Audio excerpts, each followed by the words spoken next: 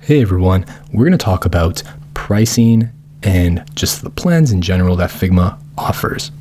Now, Figma offers 3 different plans. Most of you are going to be totally fine in the free starter plan. Now, there are some limitations. Some of those limitations are that you can only use one project with 3 files.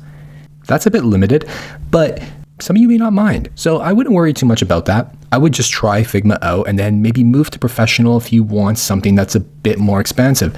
Now, some of the things that you can do in the professional account is that you can use these components I was talking about earlier and use them across a bunch of different files. Now, if you do create components and you like using design systems or design libraries, you won't be able to use them outside of their local files if you're in a starter plan, which is limiting to some.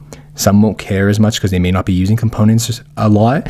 But if you plan to, then the Figma Professional plan is going to be the plan for you. That is one of the biggest differences that I personally noticed from one plan to the other. So I would recommend start off with the free account, go from there. If you do like it, the professional account is way worth it. If you need the projects, if you need those files, if you need to be able to use design libraries across multiple projects and files. So just a heads up, that is the biggest difference. Now, one of the other things is you can come over here into the website where I'm currently at, and you can just see and compare them really easily. So I'm going to post this link as a resource for everyone who's interested.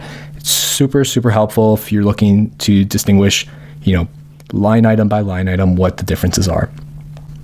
When you do want to sign up, you're going to be able to come in here and just click sign up. You can use like a Google password or a Google account and do it like that. You can actually just sign up with your email, but you're going to sign up right through here, and it's going to ask you a bunch of questions about which plan you want to be a part of, etc. And you'll be pushed right in to the actual website.